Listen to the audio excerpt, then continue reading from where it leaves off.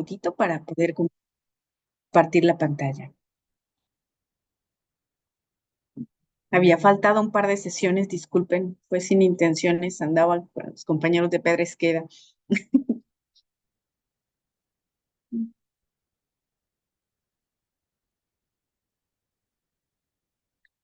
Es que Armenta no me quiere dar permiso de compartir.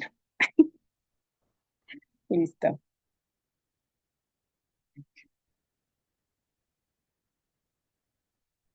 ¿Sí se puede ver? Sí, ¿verdad?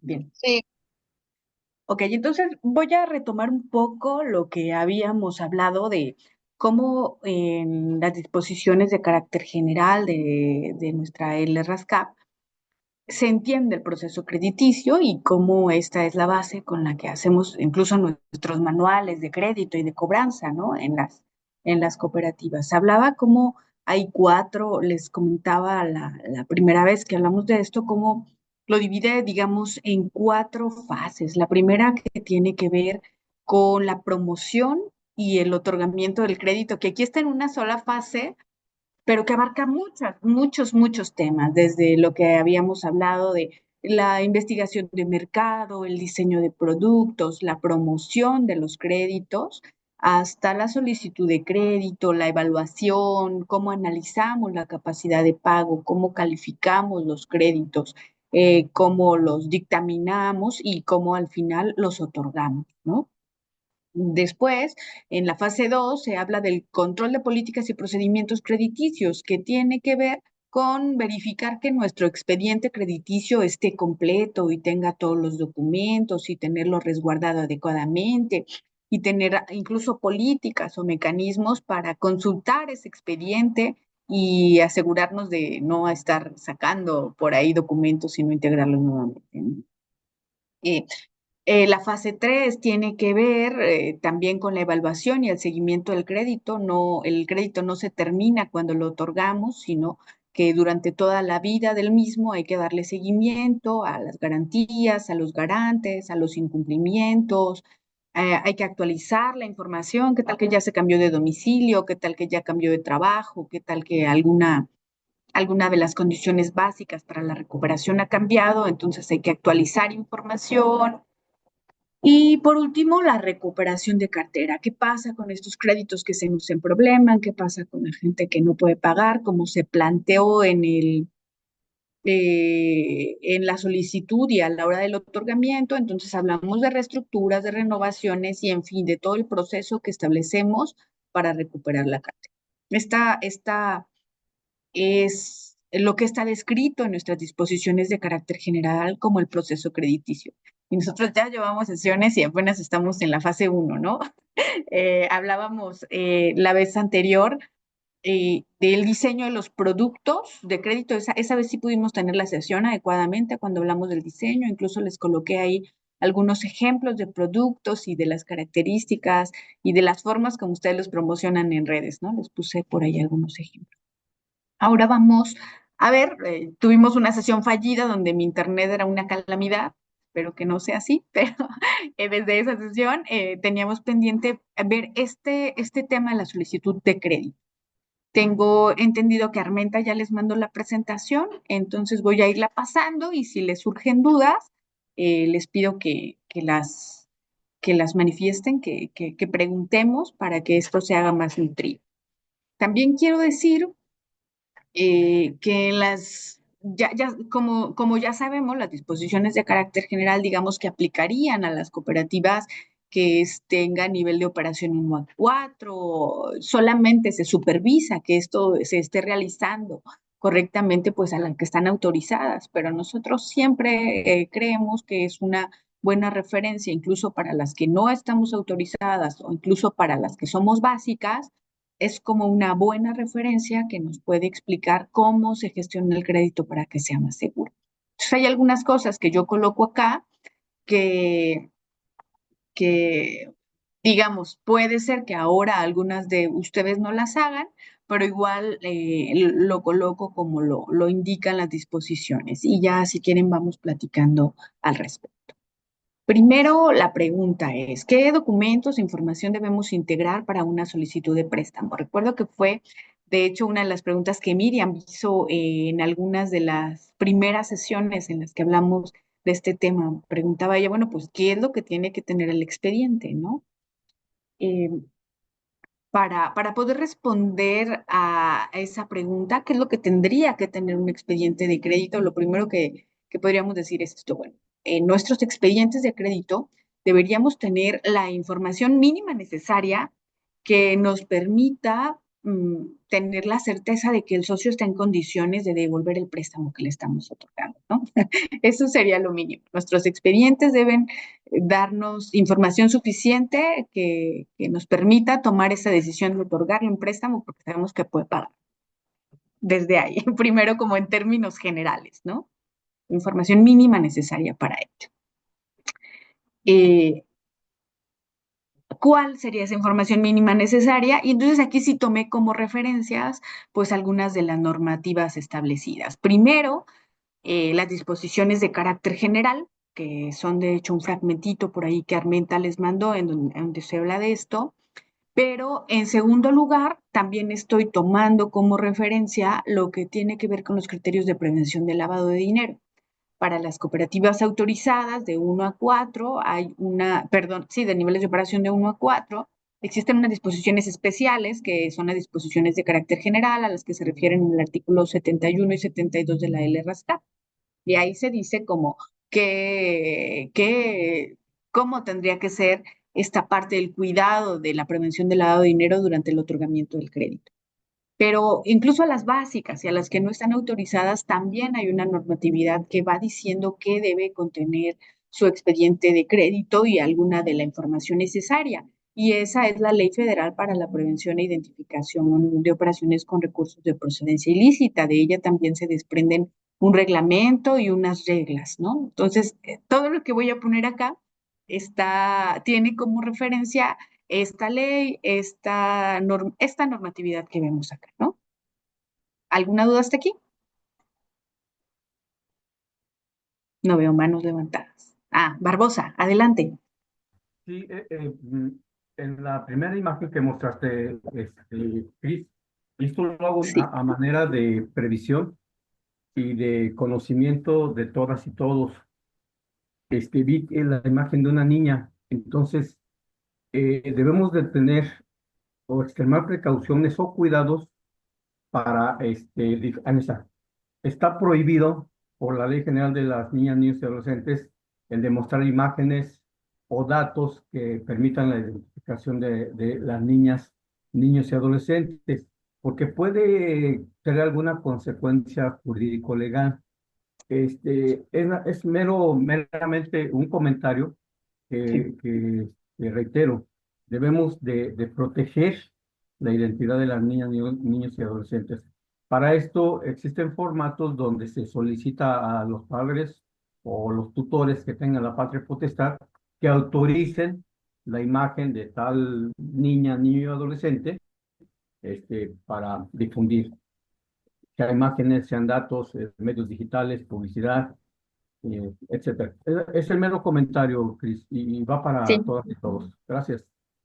sí, claro. Sí, sí hay que considerarlo. A veces se nos hace fácil que sacamos fotos de nuestros socios y luego las publicamos y todo eso hasta sin su consentimiento, ¿no? En este caso son fotos comerciales, estas son fotos que se venden y ya cumplen como con todos estos requisitos, tienen ya permisos de venta y de exhibición, ¿no? El detalle es que luego te lo pueden pedir a ti, Cris. Sí, sí, Entonces, sí, hay que tener el respaldo. Únicamente sí, es el comentario, ¿eh? sí, Gracias. claro. Vale. Bien, Miriam, adelante. Gracias, Cristi. Buen día. Cristi, estás hablando de leyes y demás, pero bueno, nosotros estamos compitiendo con las bancos o otro tipo de financieras que veo que nada más les piden la pura INE, como por ejemplo, por internet que te prestan tanto dinero, pero nada más escaneando tu identificación. Entonces ahí ellos cumplen o no cumplen o cómo es que los regula pues la la bancaria, porque por ejemplo, Nu, escuché que ya se convirtió en banco y pues piden el único requisito su identificación. Entonces, ya no entiendo.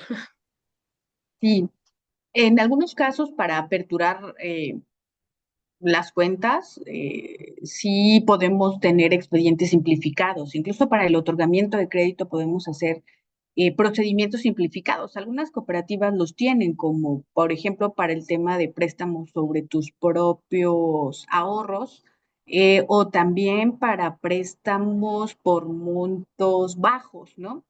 Hay muchos de los que aparecen, por ejemplo, en internet y eso, que incluso dan como préstamos con montos muy bajos, ¿no? Y que ni siquiera ameritan el que haya una consulta de la Sociedad de Información Crediticia, porque vamos a ver cómo hay montos exentos para que uno tenga que hacer las consultas en buro de crédito. Eh, entonces, en algunos casos es eso. Ellos hacen expedientes simplificados con información simplificada y también dan montos pequeños que de pronto no necesitan ni siquiera hacer la consulta de la Sociedad de Información Crediticia. Ahora, también hay otros casos en los que, pues, recuerdo alguna vez que en una de Caja Popular Mexicana platicaba con alguien de Caja Popular Mexicana y ellos decían cómo había algunos préstamos que superaban el monto que requeriría la constancia de la consulta a la Sociedad de Información Crediticia, pero ellos no lo hacían y que decían, pues lo que hacemos es estimarlos al 100%.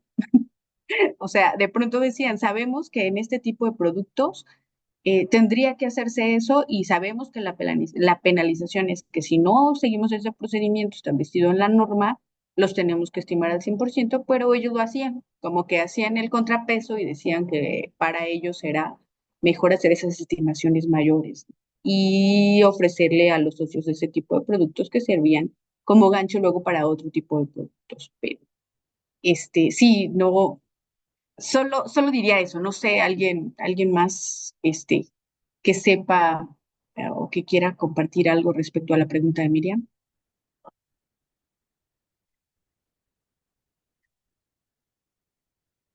Sí, Cris, si me permites un comentario.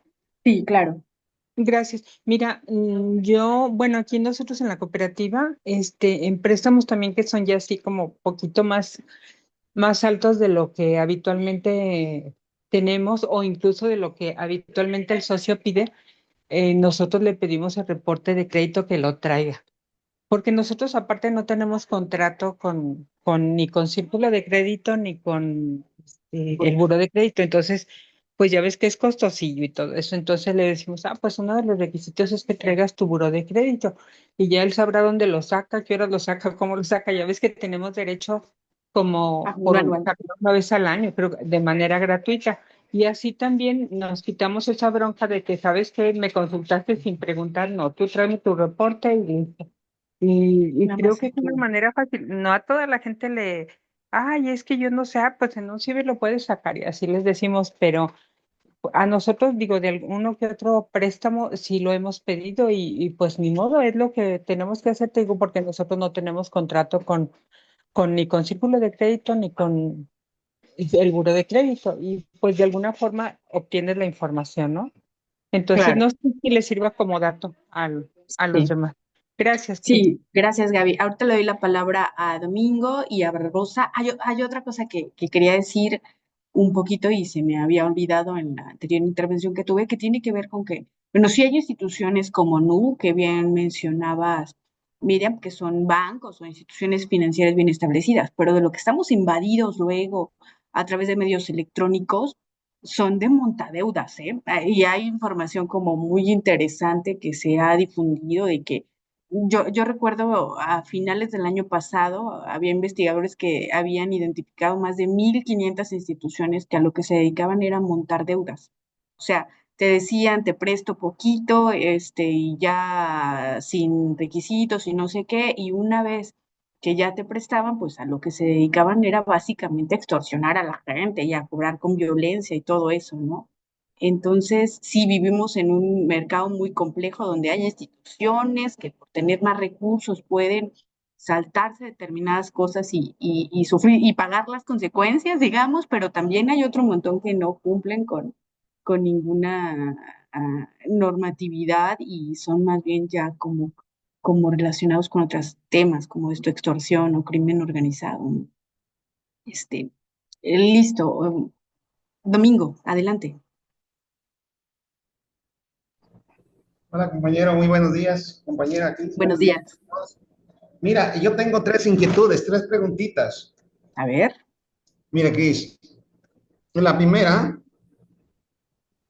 yo siempre lo que le temo es a las multas, porque es un dinero que se va a la jodida y que ya no regresa. De por sí las cajas andan jodidas y luego regalando dinero a estos cuates, está canijo.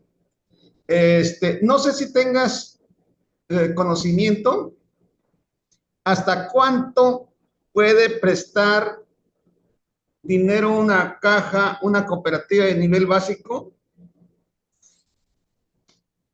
para no afectar los parámetros de la ley de antilavado. O sea, la ley de antilavado te pone que debes de prestar hasta tanto, te habla de salarios de la Ciudad de México, algo así. ¿No tienes a la mano esa? Si la tienes, te agradecería mucho. Porque ahí te marca unos parámetros y te dice si te rebasas sin dar el aviso correspondiente, ahí te viene la multa. Esa es una. La otra, ando preocupado también, acaba de haber una reforma que nos la hicieron llegar por ahí el licenciado Reséndiz a través de nuestro coordinador respecto del aviso de privacidad y protección de datos personales. Y nos han advertido que hay que tener cuidado porque al momento de demandar se nos puede revertir eso, porque estamos utilizando los datos de la persona.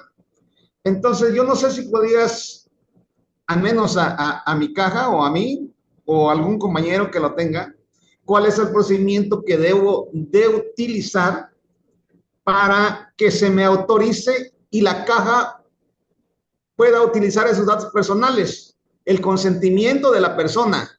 O sea, no sé si hay que hacer un escrito libre dirigido a la caja donde yo, Domingo Salgado Silverio, autorizo para todos los efectos legales, y que haya, etcétera, etcétera, etcétera, para que la caja y Calpavir manejen mis datos personales cuando sean necesarios. No sé si así sea. Y con eso ya yo al demandar no tenga un problema que me vaya a causar un daño y ya exhibo que esto lo estoy exhibiendo porque tengo el consentimiento del socio.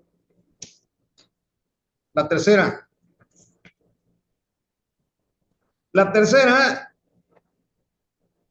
ustedes hablan de que cuando vamos a soltar un crédito, siempre hay que traer el comprobante de cuánto gana la persona, etcétera, etcétera, etcétera. Nosotros vivimos en una zona rural. Nosotros acá no tenemos, casi no tenemos socios empleados, uno que otro maestro y algún profesionista. Ahí como nosotros, si tenemos una ama de casa, una que se dedica, una trabajadora doméstica, una mujer que se dedica a la actividad del campo o un hombre, ¿cómo nosotros le haríamos ahí para ver si el dinero que le estamos prestando pueda regresar y no haya tanto riesgo de que ese crédito no va a regresar? Aunque te digo, aunque te adelanto, las mujeres y los campesinos son los más pagadores. Pero me llama la atención de que, pues yo no tengo comprobantes, ellos no comprueban lo que ganan. Esas son mis inquietudes. Tres. Perfecto. Gracias, Domingo. Voy a darle la palabra a Barbosa. A lo mejor él va a podernos ayudar a contestar algunas y luego a Paco, que seguramente tiene los montos y los datos que nos estás preguntando en tus primeras dos preguntas. Si me das la oportunidad, en la tercera pregunta que haces acerca de los comprobantes, lo vamos a abordar más adelante hoy. Nada más dame chancecita que lleguemos hasta ese punto, pero en los dos primeros, si los compañeros que siguen nos pueden ayudar, adelante. Listo, Okay. Barbosa. Sí, gracias. Únicamente para tener ahí la inquietud de cómo algunas financieras que se están convirtiendo en bancos, en este caso las fintech. Es correcto lo que dice Chris de los montadeudas, que hay que tener mucho cuidado, darle entrada, y luego vienen las extorsiones y mil cosas. En este caso, las bases de datos se venden, ¿sí? Tú te inscribes o tú estás en una base de datos y quienes las controlan las venden. En este caso, ven tus hábitos de compra, si utilizas qué tipo de tarjeta, cada cuándo cobras, cada cuándo pagas, todo tu estilo de vida, tus hábitos de compra. Y en este caso es cuando te ofrecen los créditos y tú dices, ah, caray, ¿cómo se fijaron en mí? Ya ves que están los de Uber, bueno, los de Didi y algunos otros. Y en este caso, saben que tú con regularidad estás tomando cierto transporte y estás viajando y pagas en efectivo. Significa, y hacen su estudio paramétrico, análisis paramétrico, es, como su nombre lo indica, con varios parámetros, lo meten a un programa, a una licuadora y salen los posibles montos que sí puedes pagar, aun cuando no tengas relación con la institución o con la organización. Es por un lado. Por otro lado, escuchaba una de las dudas de aquí del amigo Domingo, el licenciado Domingo, de qué tanto puedes facilitar en un préstamo. Yo recuerdo que está entre un 5 y un 7% del capital social, dependiendo del nivel de la cooperativa. Y el otro, el de la carta para el manejo de los datos personales, tengo entendido que es un escrito libre, el básico, hay varios ejemplos, entonces, mientras lo tengas a la vista y lo tengas registrado y también que esté autorizado por tu consejo de administración. Así de sencillo. Pero también tenemos las opiniones de aquí del ingeniero Tierra. Gracias. Muchas gracias, Lick. Paco, adelante.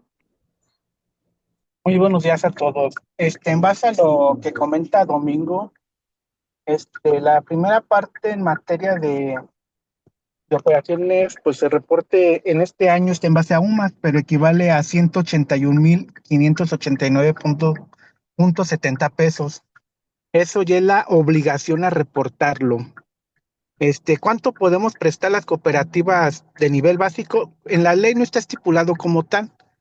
Pero sin embargo, el siguiente escalón que se estaría dando sería para un nivel de operaciones 1. Por ende, pues se estaría prestando el 7% sobre el capital neto.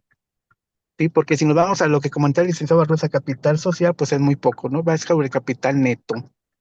Lo otro, en base a la parte del uso de manejo de protección de datos personales, aquí sería lo recomendable es solicitarle un escrito o cuando hagan la solicitud de crédito, cuando ingresen los socios, que nos den la autorización o su consentimiento para hacer uso de esa información únicamente para nosotros como cooperativa, ¿sí? También en la parte, hay una parte del REUS en Conducef, donde nos venden una base de datos donde dicen aquellos socios que están registrados y que no quieren recibir información de publicidad. También esto será recomendable tenerla o adquirirla, ¿no? Se puede adquirir de forma nacional o únicamente de manera estatal donde tengamos nosotros presencia. ¿Esto a qué nos lleva? A que si está ahí un socio, pues no le podemos hablarle ni nada de esa situación, ni ofrecer créditos o algún servicio financiero de la cooperativa. Hay en esa ley, pues establecen los horarios en que podemos hablarles, porque antes se hablaban a las 12, 1 de la mañana o desde las 6 de la mañana. Ahí se establecen los horarios y aquella información que podemos ofertarle a nuestros socios o en su caso público en general. Muy bien. Gracias, Paco. De nada. Sí, gracias. ¿Resueltas tus dudas, Domingo? Sí, sí, ya me queda claro. Excelente. Gracias. Gracias. Joel, adelante. Hola a todos, muy buenos días. Buenos Aquí, días. mira, con una pregunta. ¿Qué, ustedes en su experiencia, cuando hay un depósito atípico para solicitar un crédito ventajoso, Nosotros, por ejemplo, en la cooperativa Zenón le damos 3 meses para considerar ese depósito ventajoso para un crédito. ¿Hay alguna estipulación legal o algo? Porque, por ejemplo, hay socios que tienen 10 y pues de pronto quieren sacar algo más y meten 5 o 7 de un golpe y van a los 2 días y quieren, o a los 8 días quieren solicitar un crédito sobre ese monto de los 17, ¿no? Entonces, ¿qué tan considerado ustedes crean que es pertinente tomar en cuenta o si ese lapso de 3 meses para considerarse para su crédito o de plano, no es conveniente en su experiencia? Claro, si preguntamos acerca de una norma al respecto, no, estos son criterios y políticas que cada cooperativa va estableciendo, ¿no? Hay cooperativas a que nuevos socios desde el ingreso les pueden otorgar créditos por montos mayores haciendo un único depósito. Esto sí tiene que ver más con políticas internas de cooperativa, con sus análisis de riesgo y con hasta dónde están dispuestos a, a afrontar estos riesgos. Creo que acá, si lo que preguntamos es el asunto de experiencias, podríamos ver, preguntar aquí a los mismos compañeros qué tanto se arriesgan o qué tanto en este tema de depósitos solo con el fin de solicitar préstamos, qué tanto han ustedes permitido esto o qué políticas tienen establecidas al respecto. ¿Estás de acuerdo, Joel, que preguntemos al resto de compañeros? Sí, claro, porque es parte de esto, de estar en esto de la red Educa, qué nos funciona y qué nos ha causado daño para tomarlo como experiencia. Yo creo que esto es lo productivo de esto, de Claro. estas pláticas, ¿no? Exactamente. Claro. Entonces, ¿qué dicen, compañeros? ¿Cómo le hacen ustedes? ¿Qué les ha funcionado? No todos a la vez. Adelante, Domingo. Mira, en cuanto a lo que Pantermita. compañero, pues a nosotros nos llegan socios con con esa intención. Pero como somos pocos, nosotros nos conocemos muy bien, quiénes sí, quiénes no. Este, pues nosotros los aseguramos con avales y los aseguramos con una garantía y les soltamos la lana y nos las han pagado, nos las han pagado cuando así quieren mucho dinero.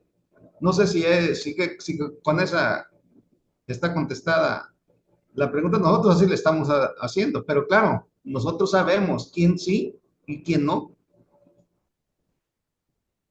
Bien, entonces sí aceptas este tipo de ahorros y le incrementas el monto, pero pides avales y garantías. Sí, garantía, sí, sí, y los aseguro. Ujú. Y nos ha funcionado así, nos ha funcionado porque, Si te pues, pagan. porque el interés pues, es la vida de la cooperativa. Claro, claro. Señora Eladia, adelante, ya la vi que prendió su cámara.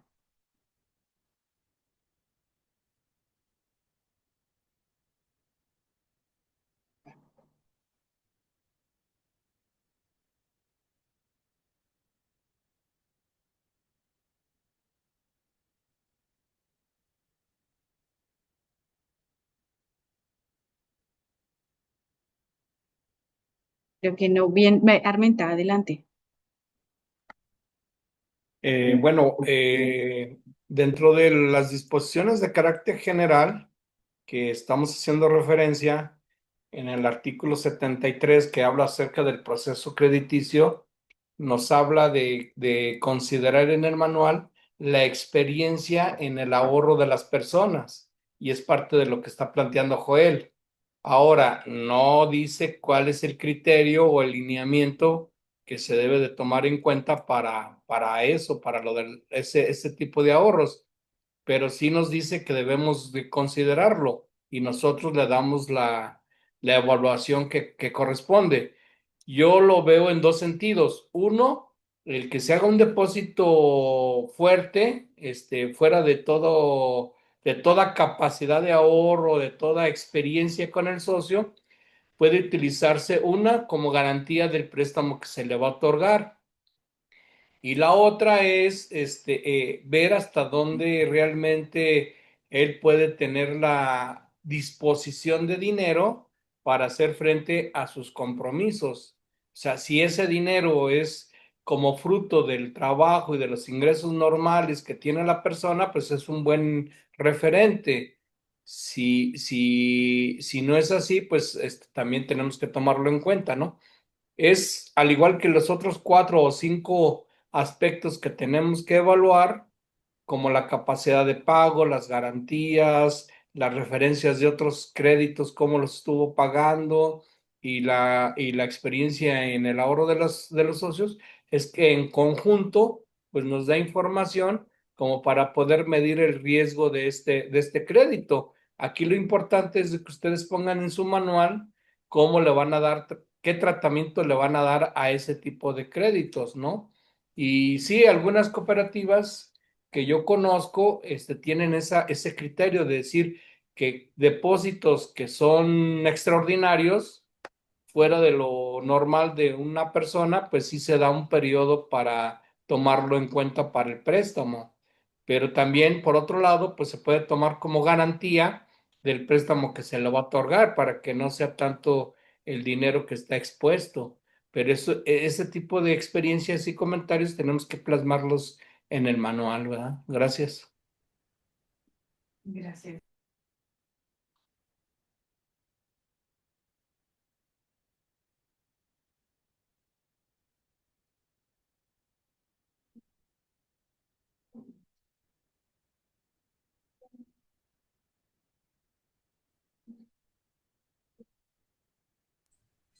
Cris, tienes apagado tu audio, no se escucha. Ya decía yo así, ¿sí me oyen? Pues no, no. Adelante, señora Eladia. Bueno, se me cortó, pero yo les comentaba que aquí en Caja Independencia, sí, normalmente nos firman una autorización para la consulta del buró crediticio, porque sí tienen que dar su consentimiento las personas, ¿verdad? O sea, los socios. En todos los préstamos ordinarios lo estamos, y no nos sale caro porque al mes la caja paga como 600 pesos, 700, porque no son muchos los ordinarios, pero no sale muy caro y vale la pena, ¿verdad? Nosotros mismos consultarlo con la debida autorización por escrito por los socios. Ahora, en cuanto a los depósitos que se les requiere o que ellos ofrecen depositar para solicitar un préstamo, pues es cuestión de nosotros mismos, ¿verdad? Como colaboradores o como directivos, cuestionar a la persona, ¿verdad? Oiga, y a qué se dedica y ese dinero lo tiene ahorrado, lo fue juntando, o lo pidió prestado, o a quién se lo pidió prestado. Hay unos que sí dicen, mire, la verdad me lo prestó mi hermano, me lo prestó X persona, pero yo voy a solicitar un préstamo de X cantidad, de ahí voy a pagar lo que me están prestando para depositarlo, X. Entonces, pues es cuestión de personas, ¿verdad? Para ver la procedencia de los dineros. Ahora tenemos el entendido de que si ella rebasa de más de 15,000 pesos en un mes, nosotros como cooperativa tenemos que informarlo al SAT, ¿verdad? Para prevención de lavado de dinero, ¿verdad? Es una obligación que tenemos como cooperativas o como instituciones, darlo a conocer al SAT cuando ya rebasa más de los 15,000 pesos en un mes. Nosotros también se los informamos a la gente, ¿verdad? Dice, pero en tal parte no me dicen nada si deposito más de 15,000 pesos en un mes. Le digo, no, pues ellos no le van a informar, pero nosotros sí queremos informarle que usted esté enterado, que donde vaya usted al banco, vaya a cualquier otra caja, ellos no le dicen, pero ellos reciben el dinero, pero no le avisan, pero nosotros sí le estamos informando que nosotros lo vamos a informar al SAT, que si lo van a requerir o no, eso sí no lo sabemos, solamente el SAT sabrá. Y también para los préstamos de más de 100, nada más que no estoy aquí al lado de Israel para preguntarle, ¿verdad? Pero hay un límite también para también informarlo cuando la gente, los socios piden más de lo establecido, también lo informamos o sea, cada vez que el socio pide prestado, más de lo que, o sea, lo que tenemos que informar al SAT también para prevención de lavado de dinero. podemos prestar, pues, según las políticas, ¿verdad? O sea, de cada caja, pero sí tenemos que informarlo al SAT cuando es más cuando ya rebasa de los lineamientos, ¿no? Entonces, igual, el ahorro sí es necesario que lo tengan los socios como garantía y pues como un colchoncito ahí como para si se atrasan, pues queda como garantía para dar un pago, ¿verdad? Si se atrasara y que no pudiera, darlo, es necesario que tengan, porque también acordémonos que la caja, su capital es el ahorro que aportan los socios. Entonces, sí es necesario que tengan algo ahorrado, ¿verdad? O sea, dependiendo de las políticas de cada cooperativa. Nosotros, por ejemplo, prestamos hasta 4 veces más de lo que llevan ahorrado y en préstamos menores hasta 10 veces lo que tienen ahorrado. Y con sus respectivos avales pues, para asegurar el préstamo, ¿verdad? Es muy importante esto, ¿verdad? Que hay que pedirles avales. A veces la gente dice, pero es que en otros lugares me prestan sin avales. Le digo, pero le prestan bien caro y bien vale la pena que aquí reúna los requisitos porque usted se va a beneficiar más y usted se va a dar a conocer, se va a acreditar con la cooperativa y se va a acreditar con sus propios avales o se va a descreditar como usted quiera, ¿verdad? Entonces, es muy importante tomar en cuenta todo eso y pues reglamentarlo o formar sus propios manuales, ¿verdad? Cada cooperativa, ¿verdad? Dependiendo de sus políticas y de sus capacidades y pues dependiendo de sus posibilidades. Gracias. Gracias, señora Eladia. Bien, voy a dar la palabra a Marisela, después a Paco y luego seguimos si quieren y ya más adelante hacemos otra ronda porque si no se nos acaba el tiempo. Adelante, Marisela. Ay, no, no eres Marisela. Hola, Olivia, no soy Hola. Mari, soy No, no eres Mari. Mónica. Sí, ya. Hola, hola. Hola. Pues sobre los préstamos aquí con nosotros, pues nosotros también tenemos un límite, por ser una cooperativa básica, tenemos un límite dependiendo las sumas, pero nosotros sí pedimos 2 avales con el préstamo ordinario donde se les presta 3 veces más de lo que tienen en ahorro. Cuando es arriba de 50,000 pesos, pedimos 3 avales que tengan predial y nosotros sí pedimos comprobante de ingresos, su INE, comprobante de domicilio, al igual que al socio y al aval. Y aún así, a veces, a pesar de que ya son socios ya establecidos, han quedado un poco mal, aunque después se vuelven a poner al corriente, ¿no? Pero sí es complicado la cobranza en esta cuestión de los préstamos y lamentablemente digo, los avales, aunque a veces aquí nosotros también les damos una plática cuando son avales nuevos, se les da una plática de lo que es la responsabilidad del aval, como del socio.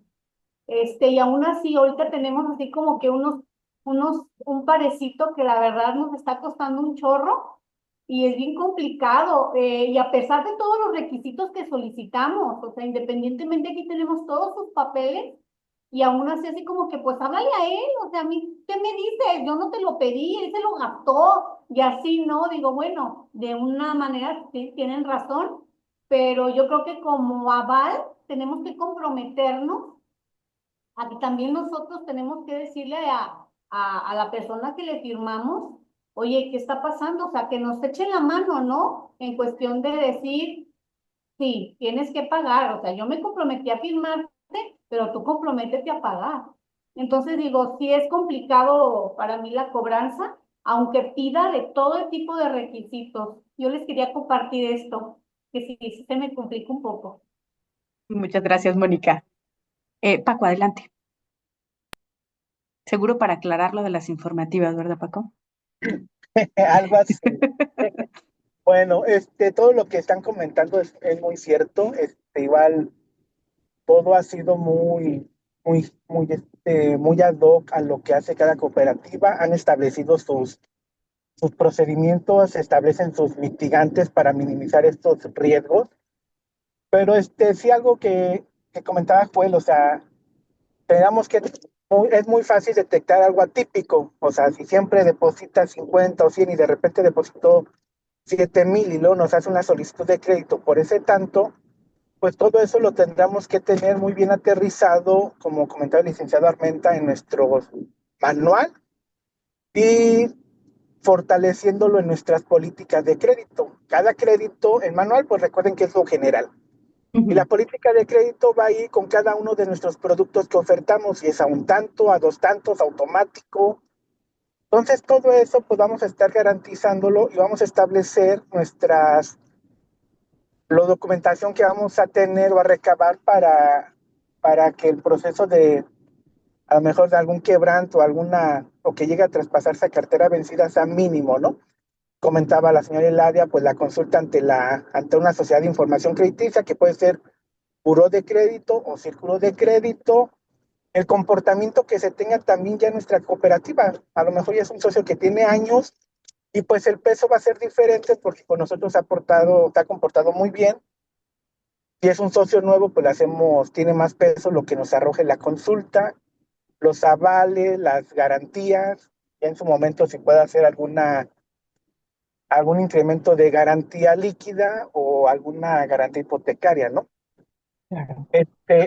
En cuanto a la información, a los reportes que hay que hacer, pues si son de 15,000 pesos en efectivo, ahí sí está la obligación de reportarlo haciendo. O sea, recordemos que nosotros no vamos a estar haciendo el trabajo de ellos, únicamente informamos y Hacienda ya se encargará de hacer su proceso. Aquí a lo mejor la cooperativa que tendría que hacer, aperturar una nueva cuenta en el banco para aquellos socios que quieran hacer depósitos, pues no lo entreguen en efectivo, sino hagan una transferencia bancaria, ¿no? Eso ya no sería motivo de reportarlo como en efectivo. Y la otra parte, lo que ya habíamos también comentado con Domingo, pues los créditos que rebasan actualmente son como 181,500 pesos. Únicamente ahí se lo reportamos a Hacienda en materia de operaciones de la ley FIORPI. ¿Sí? Que igual, aquí no es un motivo de que, ¿sabes qué? La cooperativa tendría que decidirlo. ¿Queremos reportar? Bueno, damos hasta qué porcentaje, hasta qué monto vamos a prestar. ¿No queremos reportar? Pues ya van a poner el tope que únicamente van a prestar créditos hasta 150,000 pesos y por ende, pues ya no estarán reportando, ya no tendrán que hacer esta informativa, ¿no? Pero sí, hay que empezar a fortalecer nuestros procesos y en lo general es conforme a cada cooperativa, sus particularidades. Gracias, Paco. Sí, al final también otra cosa que hay que... ¿Querías seguir diciendo algo, Paco? No, ¿verdad? No. Otra cosa que quería decir, estábamos hablando ahora, de pronto la gente ahorra para tener más monto y poder solicitar préstamos mayores de esta manera. Hay que también nunca perder de vista que el monto del crédito también va a tener que ser autorizado, un poco lo decía Armenta, conforme la capacidad de pago del socio, ¿no? Si de pronto consigo 500,000 pesos, alguien me los prestó y los pongo ahí, pues no lo voy a prestar a lo mejor 1,5 millones si esa persona no tiene capacidad de pago. Vamos a también, eso lo vamos a ver más adelante como a la hora de definir, bueno, ahora sí, ¿qué criterios utilizo a la hora de autorizar un préstamo y autorizar un monto? Porque ese criterio va a tener que ser siempre la capacidad de pago, ¿no? O sea, aunque alguien de pronto tenga una casa que le heredaron por allá y que de pronto tenga un valor importante, hay que ver que lo que va a servir como monto para garantizar o como criterio para autorizar un préstamo será lo que la persona pueda pagar, lo que le estén dando sus ingresos, y no tanto las garantías, pues si no, mejor que venda la casa y obtenga dinero, ¿no? Eso es algo que vamos a ir viendo más adelante y que también es una cosa que tendríamos que considerar. Bien, me quedé en ponerles aquí las referencias. Voy a avanzar un poco. Bueno, de acuerdo a estas referencias, la información que tendría que tener o que tendría que recabarse en la solicitud de crédito sería la siguiente. Primero, hago aquí algunas anotaciones que dice, ningún crédito puede pasar a la etapa de análisis y evaluación sin que se cuente con la información y documentación mínima que se haya establecido en su manual de crédito y en sus disposiciones aplicables, ¿no? Primero tenemos que recabar toda la información del socio y toda la documentación antes de que el crédito se avalúe y se autorice. Pasa en algunas cooperativas que ya le entregamos el crédito a la persona y ni siquiera hemos terminado de recabar su documentación y su información. Ya le dimos el cheque y ni siquiera tenemos muy claro todo esto. Acá las disposiciones dicen, no se puede autorizar un crédito, en ese sentido analizar y autorizar, si no primero tenemos toda la documentación que nosotros hayamos establecido en nuestras propias políticas. Esa es una primera nota que plantean las disposiciones. Ay, perdón, me fui para atrás y no para adelante. Luego, ¿qué pide? ¿Qué, qué documentos debe tener el expediente de crédito? Desde acá, la más sencilla, la identificación del solicitante. Esta hasta no pide, ¿no? Decía Miriam, hasta estas que no piden requisitos, mínimamente la credencial del lector sí pide. La identificación oficial vigente, eh, dice, tiene que ser una identificación oficial vigente con fotografía y firma. Tanto, y vamos a pedirla tanto el acreditado como en su caso de sus avales, en caso de que existan, ¿no?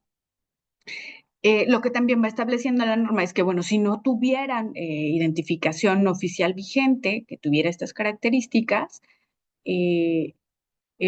puede ser la copia del acta de nacimiento y comprobantes que permitan conocer la identidad de la persona de que se trate, copia del acta de matrimonio y esas cosas. Pero bueno, siempre pedimos una identificación oficial, de preferencia la INE, ¿no?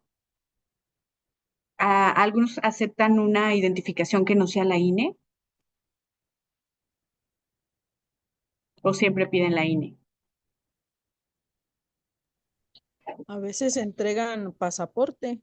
Pasaporte, porque cumple con estas características, ¿no?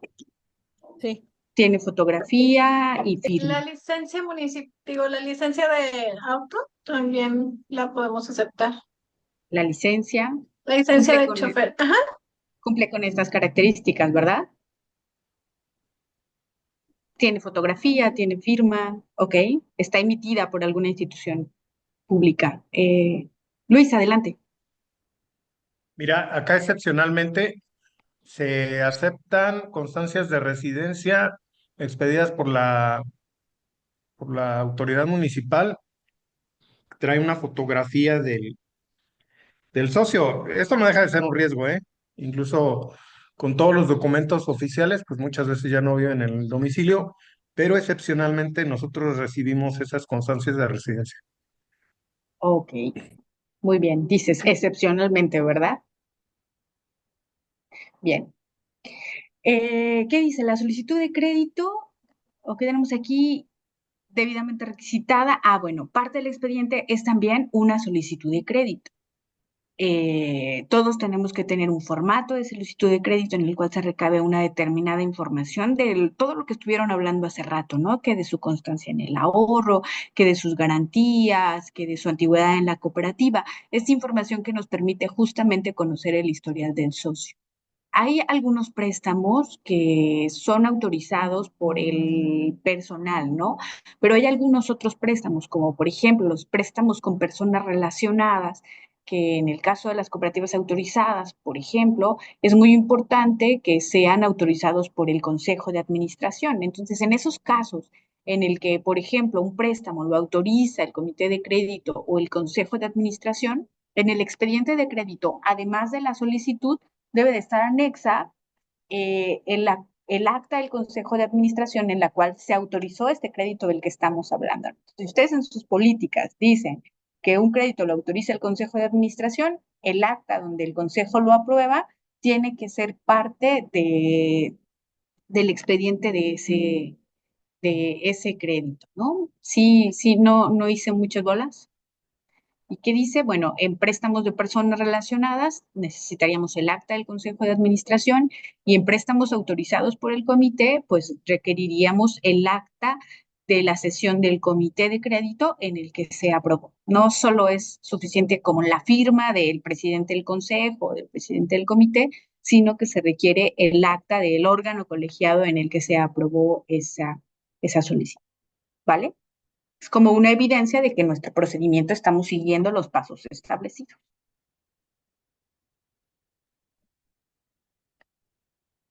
Bien, esta solicitud de crédito, ¿qué información va a tener?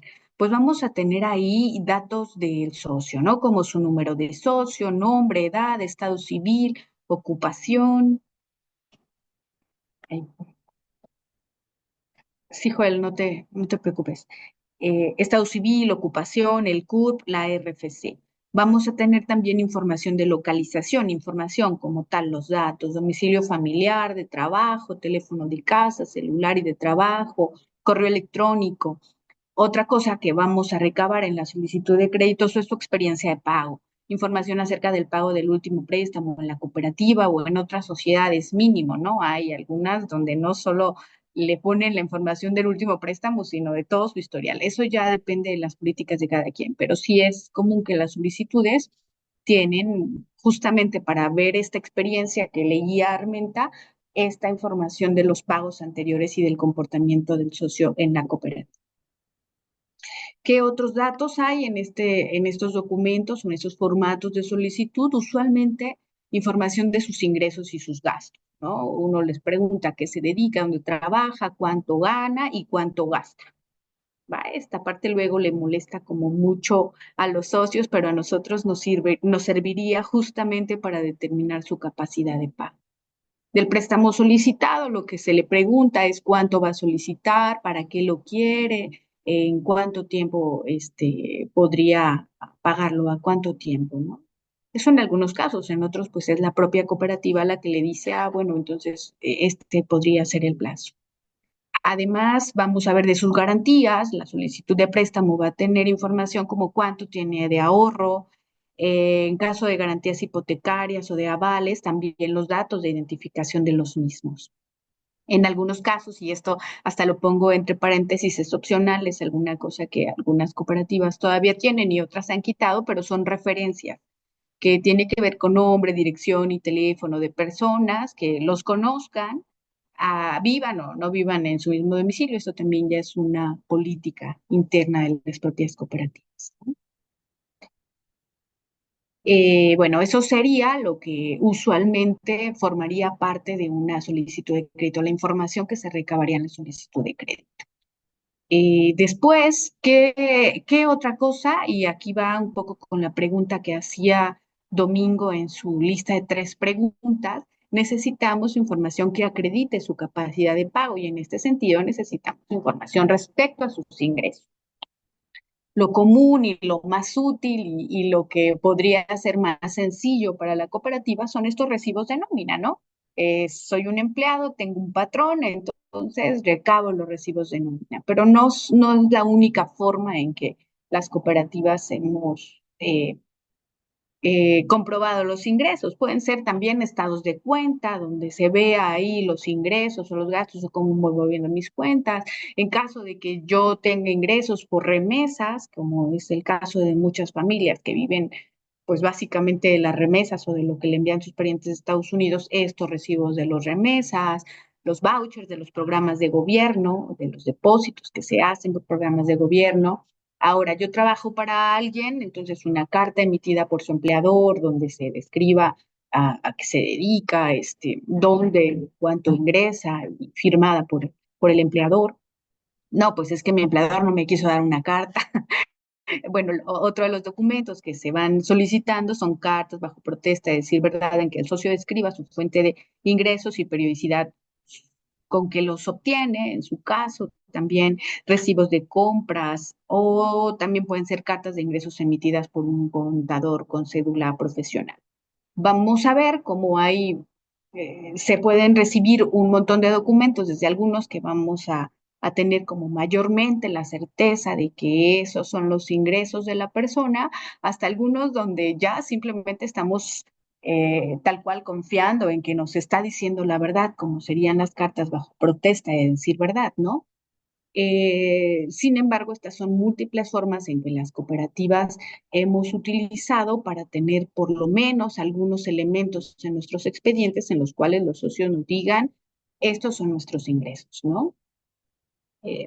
Ya si algún socio de mala fe nos dice que en su negocio propio gana un montón de dinero y no es así, pues entonces hasta estas propias cartas nos sirven como elementos a la hora de hacer la recuperación del préstamo, ¿no? Porque los socios en este caso nos habrían mentido o habrían actuado de mala fe para cooperar.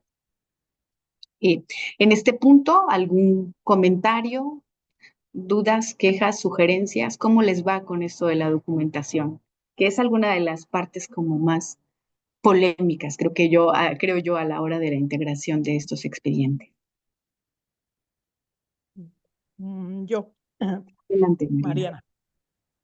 Mariana, lo que pasa que como están acostumbrados a, principalmente la gente mayor, que antes nada más copia de comprobante de domicilio, de comprobante de domicilio, de credencial de lector, lo mínimo, ¿no?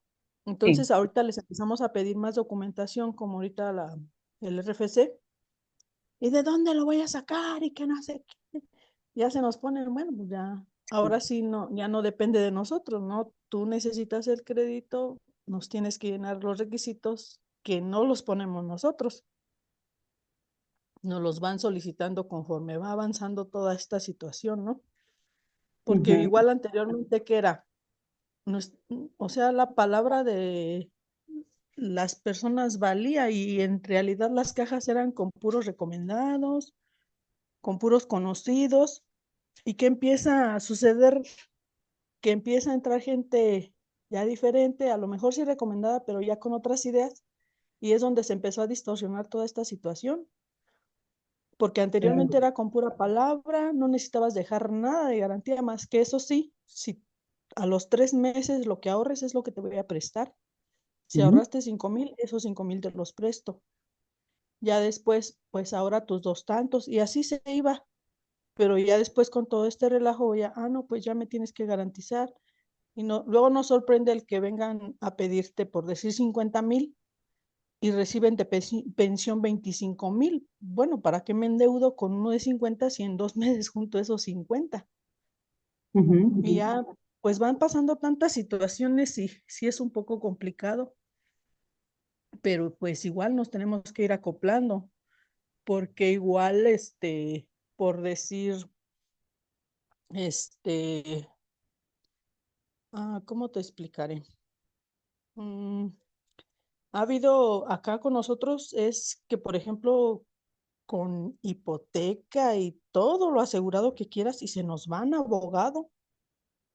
¿Por qué? Porque pues no, te dan 2, 3 pagos y después se te desaparecen. Ahorita tenemos un caso donde la señora ya hasta se divorció y ahora tenemos que buscar al marido para que siga el proceso y eso que es hipoteca. Entonces sí es ahorita ya más, como que tenemos que ir más despacio, más analizando más a las personas, porque pues ya no es lo mismo que antes. Igual gente que se te desaparece y no los vuelves a ver jamás. Y la casualidad es que están rentando, los avales igual se van y no los vuelves a ver. Entonces sí, en ese aspecto sí, hemos andado un poco batallando acá. Igual con los socios que siempre han cumplido, nunca tenemos problemas. Es con la gente nueva.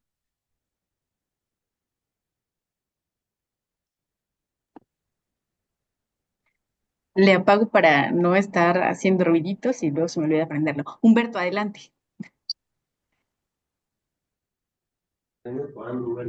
Sí, compañeros, pues un punto importante aquí de lo que ya se había mencionado, pues es la importancia de tener la información correcta, tener todo este tipo de documentos, tanto credenciales, nóminas de pago, etcétera.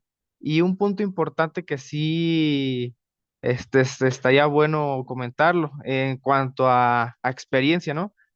Sería cuando se le pregunta al socio su sueldo, su salario, cuánto gasta, cuánto gana. Hay personas que a veces sí se incomodan o se les hace extraña la pregunta, pero no es con un fin con un fin mal, sino con un fin para saber si es viable, que se aval, que se le autorice el crédito.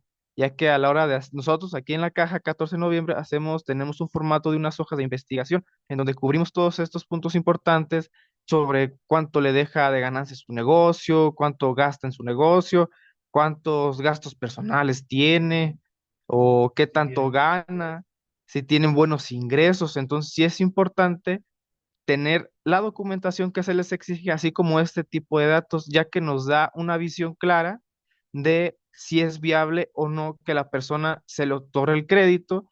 De igual manera con los avales, se le hacen un juego o un conjunto de preguntas similares para ver la vialidad sobre su capacidad de pago en caso de que la persona solicitante al ser aval, respondan por ellos, porque es importante que los avales también tengan esta solvencia económica, que se le requiere a la persona a la hora de traer la documentación, tanto del socio principal como de los avales.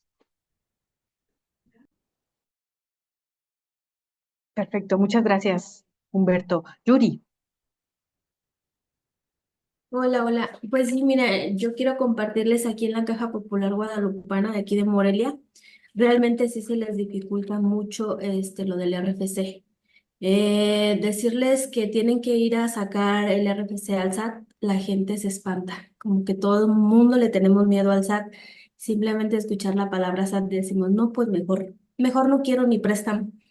Y sí se nos ha dificultado mucho. Empezamos a exigírselos a partir de el año pasado, ya fue así como una exigencia tener el RFC, pero aún así muchísimos no han traído sus documentos.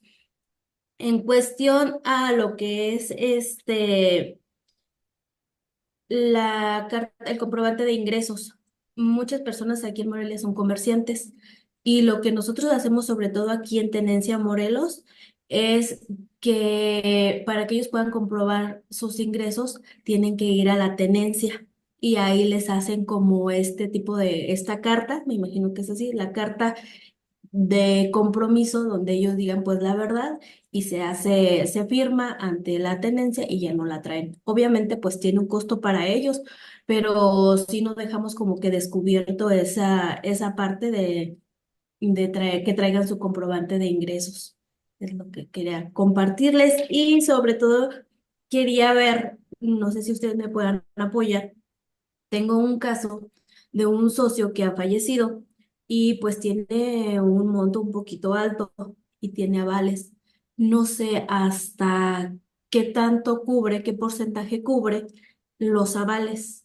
En este caso, los hijos del socio dicen, ¿sabes qué? Pues mi papá ya falleció y pues ni modo, no tenemos para pagarte, no vamos a pagar. También no sé. Antes, creo que hace mucho tiempo, pasaba eso, donde la persona fallecía y la deuda pues se quedaba liquidada como tal. Ahorita realmente no sé, no estoy empapada de esta información, si sí es cierto o inclusive si se tiene que estipular en el contrato cuando ellos hacen la solicitud, o sea, ese punto de cuando ellos firman su préstamo ahí decir, ¿no? Pues, o sea, en caso de fallecimiento tiene que pagar tal o simplemente es directamente con los Tal vez avales. le digo, eh, perdón, Yuri, te interrumpí, ¿verdad? No, esa sería mi pregunta. No sé si me Ok. pueden orientar. Sí, ahora por no apagar el micrófono ya te interrumpí. Bien, Yuri, gracias. A ver, voy a abrir una pregunta a Vero y luego vamos para ver si te pueden contestar esta otra, ¿vale? Vero, adelante. Sí, es con respecto a lo que comenta la compañera Yuri. Yuri, ¿ustedes no manejan un seguro de socio? Bien importante porque mira, aquí en la cooperativa sí los trabajamos. Incluso ya después de cierta edad el seguro no nos lo cubre. Entonces las personas, desafortunadamente, las personas que ingresan a la edad de 67 años, pues ya no los cubre el seguro. Pero sin embargo, todos los demás, el seguro nos recupera lo del préstamo y sus haberes. Entonces, como tal, no está desprotegido tu préstamo. Entonces, yo creo que allí sí es bien importante que ustedes comienzan a trabajar el seguro de socios. Ok, mira, sí manejamos un seguro, pero es un seguro de beneficio para ellos, vaya, de defunción. Entonces, cuando ellos mueren, se les da un seguro a ellos, como para gastos y esto y lo otro. Pero para protección de la cuenta, No tienen seguro de protección al ahorro ni al préstamo. Ok, sí, muchas cajas tienen esta parte de los seguros, pero le voy a dar ahorita la voz a la señora Eladia y luego le iba a dar también iba a solicitar la intervención de Luis Vicenio, que Armenta me decía que estuvo hablando respecto a este tema en la otra sesión. Adelante, Eladia, primero. Para la señorita que acaba de participar en el problema que tiene ahorita, bueno, también a la otra persona anterior sobre el préstamo hipotecario que dice que ahorita tiene problemas. Mire, es conveniente que cuando pidan un préstamo hipotecario, firmen ambas personas dentro del matrimonio, para que así los dos y sus avales extraordinarios también tengan ese compromiso de pagar, en ese caso. Entonces, sí se da, ¿verdad? O sea, de que aunque sean hipotecarios, dan problemas, pero pues tienen la garantía. Aparte, nosotros aquí en la cooperativa nos firman un pagaré y ahí nos firman también avales, aunque dejen la garantía en firme de la garantía hipotecaria de un bien inmueble. ¿Por qué? Porque pues todo se lleva el riesgo. Pero bueno, ahora sobre de la protección de los préstamos, sí es necesario que a la señorita que acaba de participar, que tiene el problema del fallecimiento del socio, es necesario que vayan haciendo el propósito de contratar una aseguranza para los préstamos que otorgan, para que en caso de fallecimiento de un socio, la aseguranza les liquide el adeudo que tengan en ese momento, porque nosotros sí nos llegamos, nos vimos en esos problemas en dos casos. Cuando no teníamos la aseguranza, también los avales decían, y no vamos a pagar, y no pagaron. Al final de cuentas, pues la caja como que tiene una reserva, tenía una pequeña reserva y pues ahí los fue minimizando y los fue cubriendo porque no pagaron. Entonces ahorita no tenemos gran problema porque no tenemos problemas porque han fallecido socios y la aseguranza que tenemos contratada, que es con Inbursa, han estado pagando los préstamos que otorga la cooperativa y que fallecen los socios. Pero también es necesario tener otra reserva muy independiente porque también tenemos socios. La aseguranza que tenemos contratada nada más cubre hasta los 61 años. Ya después de que cumple 61 años un día, ya no tiene asegurado el préstamo, porque nada más es hasta los 61 años. Pero la caja, esta cooperativa tiene una reserva, porque tenemos muchos socios de más de 60 años, y a ellos ya nada más se les otorga un préstamo, tienen derecho hasta un préstamo hasta 20,000 pesos. Entonces, si fallece un socio que tiene 65, 70, 75, 80 años y debe 10, quedó a deber 10, 15, 5, X, menos de 20,000 pesos, porque nada más hasta ahí le pudimos prestar por derecho, entonces la caja con esa reservita que tiene ese apartado va a cubrir esas contingencias de esos socios para poderles seguir dando el servicio. Nosotros les recomendamos que si ya necesitan una cantidad mayor a los 20,000 pesos y mucho mayor, de más de 100,000 o X, entonces nosotros recomendamos, si crece uno de sus hijos a una persona, que tenga menos edad, para poder, nosotros tenemos la aseguradora para los préstamos normales de las personas de menores de 60 años, y para los de mayores de 60 años tenemos esa reserva, pero nada más ya acordaron en la asamblea que solamente van a tener derecho hasta 20,000 pesos. Porque realmente, pues ya una persona de la tercera edad, ¿para qué más? O sea, ya no puede pagar, aparte de eso, pues ya también sus necesidades, creemos que nada más es hasta 20,000 y ya está ahí. Ya si quiere más, pues ya le damos la opción de que ingrese a una persona, un familiar más joven, para que pueda pedir el préstamo que él quiere, aunque él lo pague, pero que esté dentro de la aseguranza. Hay que tener esa precaución. Gracias.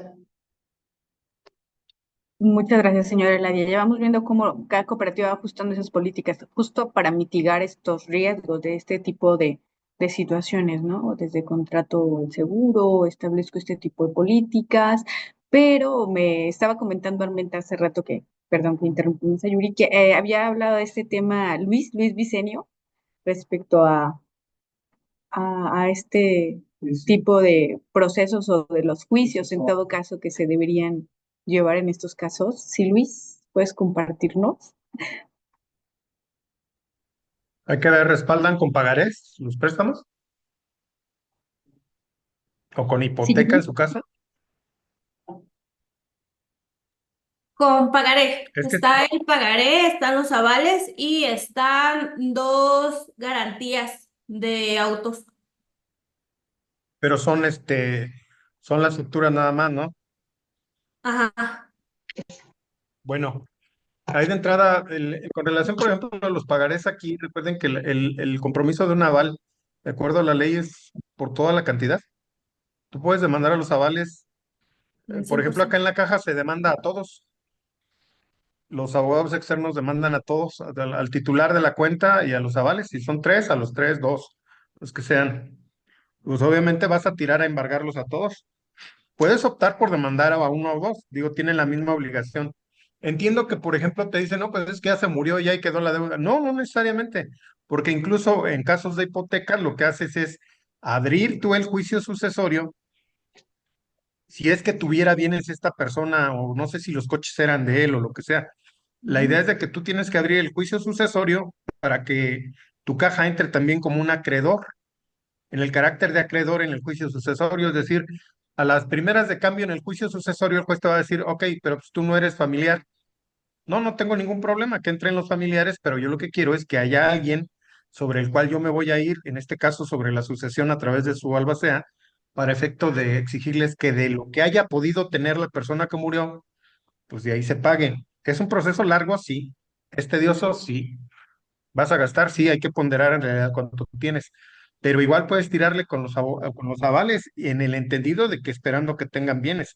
Ese es parte del problema, porque, por ejemplo, como tienes dos garantías, ahí en este caso lo de los vehículos, lo que acá en Guanajuato se hace es cuando ya vas en un juicio y que vas a embargar, pues le pides con base a a los datos que tienes de las facturas, que, por ejemplo, la Secretaría de Finanzas, los que te expiden las placas y todo este rollo, donde está registrado los vehículos, pues que te digan si es de él. Y ya con la constancia tú vas y le dices, ok, te vengo a reclamar este pago. No, no tengo dinero. Ah, bueno, pues te embargo el carro.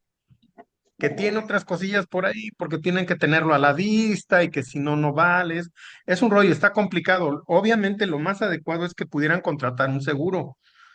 Esa es una cuestión bien importante. Eso hay que verlo a nivel ya Alcona, porque te saca de muchas broncas, porque a final de cuentas tú te vas con y aún así, te vas con el asegurador y pues ya que él te pague, ¿no? Y ya los demás, pues es otro rollo. Pero específicamente en el caso de que no tienen nada, eso es lo que, si tienes un pagaré, pues le tiras a todos. Y en su caso de que demandes al titular, tienen que abrir un juicio sucesorio como acreedores para que la sucesión, si es que tiene bienes, les pague, porque te puedes llevar un juicio muy bonito y ganarlo y todo, pero si no tienes nada en qué hacerlo efectivo, perdiste el dinero y aparte si le pagas a un abogado externo. Muchas veces en las cajas, lo cual pudiera ser recomendable es que incluso los propios apoderados legales, en este caso los gerentes, el consejo de administración a través de de la presidente o el presidente, pudieran ellos demandar porque también te ahorrarías el gasto de los abogados. No tengo nada en contra de quien pueda contratar abogados, es una forma de trabajo que es lícita, pero a veces a la caja también le resulta, y te voy a explicar por qué. A veces yo creo que también en las cajas deben de ver los riesgos de cartera y saber cuáles sí ya son más complicados para que se lleven desde dentro, porque hay veces que hay cajas que les dan igualas a los abogados externos por su trabajo, lo cual me parece que es correcto. Simple y sencillamente yo me refiero desde el punto de vista de caja, de la caja, de los gastos de la caja, donde si ves que hay algunos juicios que tú ves que van a estar estar complicados y que al final vas a acabar castigándolos o condonándolos o de alguna manera desapareciéndolos, el hecho de que vayas a pagar por una asesoría que te van a dar o por un trabajo que van a iniciar, pero que no te va a llevar a nada, que no vas a recuperar nada, pues igual a lo mejor inténtalo con tu gente, con la gente que tienes interna. Y los que hay posibilidades de que te den un retorno de dinero a través de un juicio, velo con tus abogados. Te digo, ellos te cobran, pues sí, por hacerte un servicio, pero habrá cuestiones acá. Les digo, hay que ver lo de los pagarés, pues cuántos tienes y pues vete sobre todo, si ya murió. Aquí sería una cuestión de que intentaran abrir el juicio sucesorio como acreedores. Es válido, la ley te lo permite. La gente se va con la idea de que ya se murió, ya murió, no, espérate.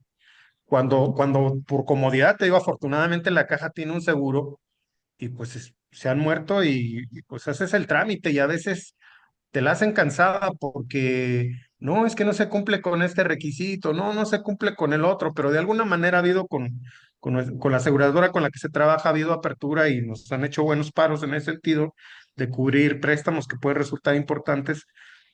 Lo más adecuado sería eso, pero si no, pues puedes intentarlo. Y te digo, los avales van por el monto total de todo lo que va. Esa es la responsabilidad de un aval, siempre y cuando no hayan en el propio pagaré establecido, por ejemplo, uno de los avales, José López Mendieta, que diga, yo avalo hasta por 50,000 pesos y tu préstamo era de 200.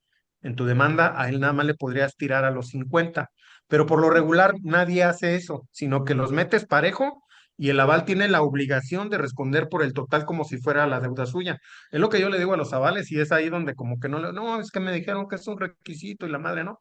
Pero no, si él no paga, tú vas a pagar todo. Ya si de plano te la van a tirar para fregarte, pues están así, no hay problema, no, pero son riesgos que están ahí, ¿sale? No sé si alguien tenga otra opinión. Yo les digo lo que más o menos se ha manejado acá en la caja y en otras que yo he visto, algunas otras de las cajas de aquí, de otras federaciones, donde me ha tocado ver dos asuntos en los cuales los apoderados legales de la caja han abierto el juicio sucesorio para poder ingresar y tratar de hacer efectivo su préstamo, su crédito en el juicio sucesorio de la persona que murió. ¿Te dio tardado? Sí, el tiempo que quieras, 3, 4 años, 5 años más, pero pues ahí estás y estás respaldando también contablemente que estás en ese proceso de recuperación, que estás intentando recuperarlo, ¿vale? Es lo que yo te pudiera decir de momento, no sé, alguno de mis compañeros, no sé si, cómo lo manejen, incluso legal, porque pues sabemos que si bien es cierto el Código de Comercio, los juicios ejecutivos mercantiles son de orden federal, pero aún así también como influye la cuestión procesal local, hay que tener cuidado en las formas también que cada estado tiene para hacer lo de los cobros, lo de los embargos, lo de cómo acreditan que sí viven, porque luego te borran o te quitan la placa cuando vas a embargar, te quitan el número de la casa y pues ya no pudiste embargar ese día y te sacan las cosas. Hay gente que hace contratos contratos privados, acá en Guanajuato sí es válido, que te hacen contratos privados, tú dices, ya tengo un informe de registro público de la propiedad que me dice que tiene una casa, ya la hicimos, y te acomodan un contrato antes de tu préstamo, un contrato privado, bien jodido, pero que cumple con los requisitos y te andan dejando fuera. Por eso hay que tener mucho cuidado con eso. Las visitas de verificación, que aún así vas jugándotela ahí, pero esas son las formas que más o menos nos han tocado y la verdad que sí nos han pegado, hombre, también acá. Por eso sí es bueno también la posibilidad de, cuando menos que cuando van a hacer la solicitud, les tires el pial, de que les digas, a ver, vamos a hablar antes de entrar a otra cosa. Dime, ¿estás en buró de crédito? Hay algunos que sí, te digo, tienen la honradez de decirte que sí, y ya tú verás si lo sacas. Y si no, también tratar de conseguir, como decía una de las compañeras, lo de buró de crédito, porque sí es una herramienta muy buena. Si tú ya por el compromiso, si tú ya por el conocimiento de la persona, si tú ya porque se te ablandó el corazón, porque de veras la trae bien volteada y te la juegas, pues ya, pero es una alerta bien importante cuando tienes la posibilidad de tenerlo de buró de crédito. Ya que ves que está ahí, ya para nosotros sí es una situación Nosotros estamos en proceso de conseguir este servicio porque, pues sí nos han pegado, hombre. Y eso es porque se confía mucho en las personas. Y como hay muy buenas gentes acá, también hay personas que tienen otras costumbres. Ujú. Gracias, gracias. Muchas gracias, Luis. Domingo, ¿querías añadir sobre esto? Sí, no voy a añadir. Sí, está muy interesante o sea, le pegó el clavo el compañero Vicenio. Eso es lo que realmente es lo que yo le llamo el cáncer de las cajas, pues lo que hacen los socios. Yo le quería preguntar al compañero Vicenio, con la experiencia que tiene más en su caja, y por la edad que tiene la caja y por los procedimientos legales que ha llevado, a mí no se me ha presentado ningún caso. ¿Qué pasa? Es para el compañero Vicenio. Qué pasa, Vicenio, cuando quieres recuperar un crédito y estas personas no tienen nada, ni los avales, no tienen ya investigados en el catastro, registro público de la propiedad y no tienen nada? Porque suele suceder en muchas ocasiones. Entonces, para el efecto de recuperar el crédito, ¿ustedes se han ido por alguna vía penal o contra el Ejecutivo Mercantil que se llama fraude específico?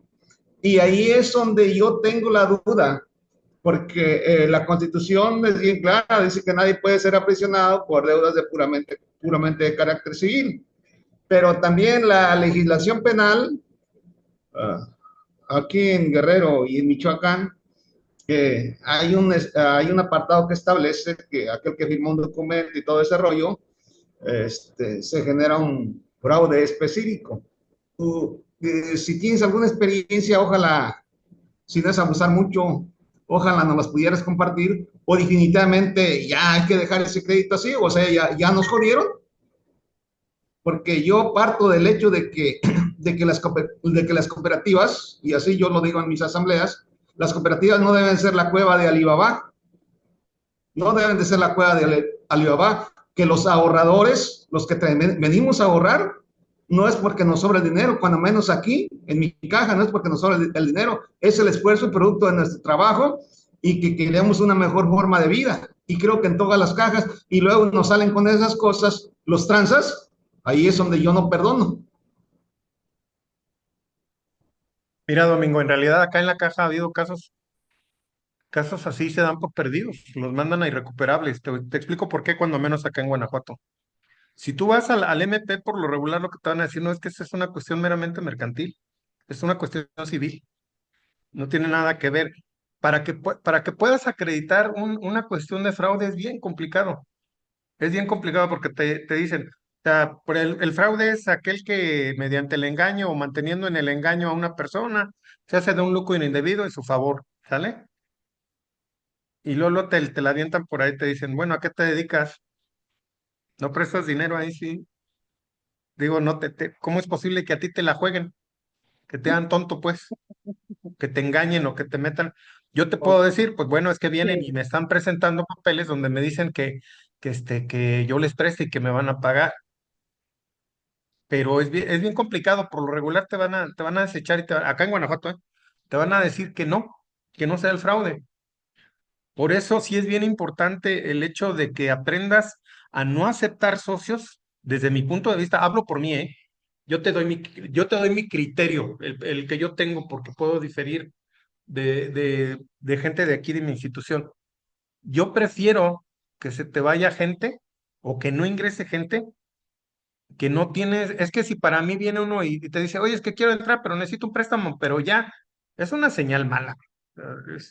Si tú aceptas una persona así, desde mi punto de vista, tú solo ya sabes que te empiezas a hacerle al tío Lolo, ¿verdad? Acá en Guanajuato, te digo, lo que ha pasado aquí en la caja, yo tiene mucho que no llevo asuntos de la caja como de cobranza, pues como tal cobranza legal. Yo lo veo con la gente que trae la cobranza externa y de que no tienen nada, Domingo, y no, los juicios se los ganas, pero no tienen nada. Y también, por eso es bien importante, porque luego también te dicen, bueno, es que la ley, la supervisión te dice que lo de círculo de crédito, eso, te empiezan a arrinconar así como que, oye, pues tú solo te hiciste pendejo, así en pocas palabras. Tú solo te arriesgaste a prestarle, o sea, ¿cómo es posible que te hayan engañado a ti? El engaño, pues es una maquinación, ¿sale? Y como que es ahí por donde te dan la salida en las fiscalías, allá no sé cómo está el Código Penal, te digo, pero acá por lo regular lo mandan. Y te voy a platicar otra que está peor, que a mí se me hace más canijo, porque acá en la caja, hasta hace algún tiempo con otros abogados externos, por lo que decían es que no tengo nada, pero ahí mantenías el juicio, ahí lo mantenías, ahí lo mantenías, ahí lo mantenías, y te enterabas de que ya tenía algo, y pum, le das otra visita y ahí lo agarrabas. Dejabas pasar tiempo, sí, pero ya como que dicen, no, ya hay que depurarlo, y que la madre, pues órale, depúrenlo, al final de cuentas se va a pérdidas. Pero, por ejemplo, yo me encontré en Cortázar a un cuate que conocí de la universidad, no era mi amigo, nos hablábamos y tal. Ese cuate fue judicial, incluso fue judicial, y después se estudió y se hizo abogado y se metió para trabajar para la caja azul y amarillo, y platicábamos de lo de los cobros como abogado, ¿no? De lo cuánto cobras por un asunto, cómo le haces. Dice, no, mira, yo me la llevo papa. Dice, acá la ventaja es que entiendo que las cajas regularizadas. Dice, mira, yo voy, hago la visita, si veo que tienen, sale, vámonos. Y si no tienen, levanto mi acta de insolvencia, se la presento a la caja, esto es irrecuperable, dame mi iguala, yo cobro, y ellos lo mandan a perdidos, y ya, bien fácil. Yo acá les digo en la caja, pues hay que aguantarlos un rato, hay que seguirlos presionando cuando menos para que, que no duerman, sino del miedo, del coraje de que le estás chingue y chingue, un rato. Pero la verdad es que acá es muy común que no se da tanto, pues tampoco son tantas cuentas, pero sí nos ha pasado que no tienes forma de recuperarlo y en realidad se manda perdidos, porque va a ser un desgaste importante. Digo, ¿cuánto te va a cobrar un abogado por una denuncia penal? Y pues para seguirla moviendo, porque a final de cuentas las fiscalías te van a decir, ok, sí le vamos a dar una vuelta, pero pues traemos 3 homicidios por acá, tenemos una extorsión por acá, este rollo. Pero desgraciadamente, eso es lo que acá en la caja pasa, ¿eh? Yo te paso lo que hay acá, desconozco la legislación de allá de Guerrero y de Michoacán, pero acá para que te funcione un fraude equiparado o un fraude eh, eh, agravado o específico, te diría que es muy, muy poco posible que funcione, y más cuando tú te ostentas como de una institución del sistema financiero. ¿Verdad? Eso es lo que yo te Gracias, puedo decir, Domingo. Sí, gracias, Luis. muchas gracias. Sí, sí, está cabrón. Muchas gracias. Bueno, ya cuando sí se puede, perdón, Cris, le voy a comentar algo.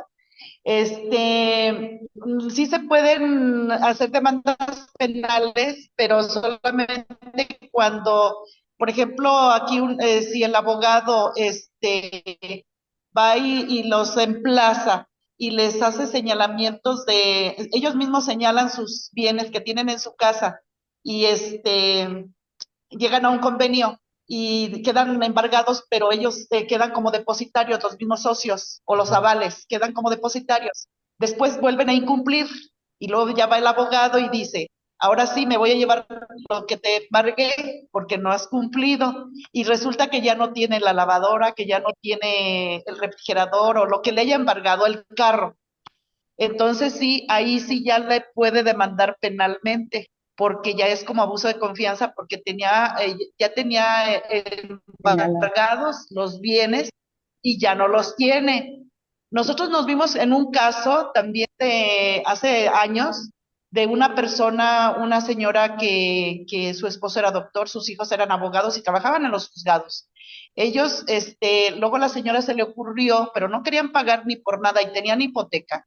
Entonces, ella se le ocurrió y alteró unos recibos y el licenciado de aquí, pum, pa' pronto, presentó una demanda penal porque alteró los recibos y así en un 2x3 nos pagaron el $500,000 que debían. Pero era $500,000. Entonces, pero ellos cayeron en el error porque los mismos hijos le aconsejaron, o sea, unos recibos, como manejábamos todavía en aquel entonces, recibos membretados de la caja, pero manuales, entonces ella le puso un 1 o un 2, no me acuerdo, pero en lugar de decir que había abonado $10,000, le puso que un 1 y ya eran 11,000, eran varios recibos los que alteró. Y a uno le puso un 2, en lugar de $2,000, le puso un 2 a la izquierda, ya eran $22,000. Pero luego nos hicieron pruebas de grafoscópicas, o ¿cómo se llama? Entonces, pues ya, ya le comprobaron que ellos habían alterado los recibos y ya no les quedó otra alternativa más que pagarnos todo lo que nos debían, porque ya el licenciado les abrió un juicio penal.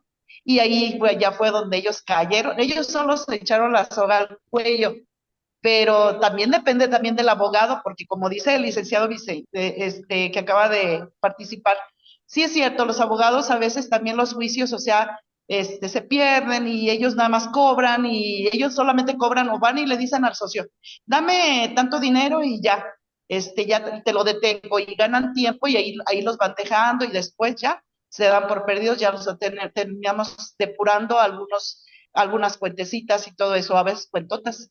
Pero así nos pasó en ese entonces, para ameritar un juicio penal, necesitan de caer en esos errores los socios, en esos delitos más bien. Gracias, Ladia. Luis, adelante. Atendiendo lo que dice la señora Hilaria, bueno, es que son dos situaciones diferentes derivadas de lo del préstamo. En sí, la pregunta de Domingo es si yo los puedo denunciar por fraude por no pagarme. Es muy difícil que puedas acreditar esa situación en el préstamo. Lo que dice la señora Hilaria se da, pero por una depositaría infiel, como se le dice en Guanajuato, que es una especie de fraude, abuso de confianza, toda vez que le quedan ellos y se hacen cargo, ¿sale? Ahí ellos aceptan, pero ese es un delito que es diferente a lo del Sí. préstamo. Esto es Por por incumplir con la custodia de las cosas. Y el otro Ajá. caso que pone la señora Hilaria, ahí sí hablamos de un fraude, pero sobre el camino, no específicamente originado en el préstamo. Sí son dos momentos distintos que se pueden dar y que sí obviamente te facilitan, porque bueno, pues incluso yo te puedo, digo, de la experiencia del despacho con el que yo trabajé hace muchos años, pues incluso hasta por la denuncia del abogado, porque en el embargo le acomodaron un golpe y se fue por lesiones. Y ya en ese momento, pues ya no queremos problemas, pues órale, pues, mis lesiones y el pago de lo que debes. Pero hablamos de que son circunstancias diferentes, que se van dando en el camino, pero que técnicamente son una cuestión distinta. Es a lo que voy nada más, ¿eh? Pero sí lo que dice la señora Hilaria, se dan estas cosas y pues tú las tienes que aprovechar para cobrar, ¿no? Hasta los errores de las personas que no te pagan, porque por ejemplo pues está como los que te quieren pegar 3 veces el préstamo, ¿no? Y que ya sabes que no te la dan y que vienen y que te dicen que si les prestas 200 te pagan los 150. Pues sí, pero necesito que me los pagues y que me los saques en 2 días porque el sistema contable me los marca como si no me los hubieras pagado y pues te los traen. Y pues ya al final nada más le dices que no pudiste, que ya te bloqueó y ya. Ahí sí, son los menos casos, en realidad no se da porque hay mucha gente que ya está vivida y que va a ver a quién le pega un 4. Sí, pero por la vía mercantil y civil no amerita cárcel.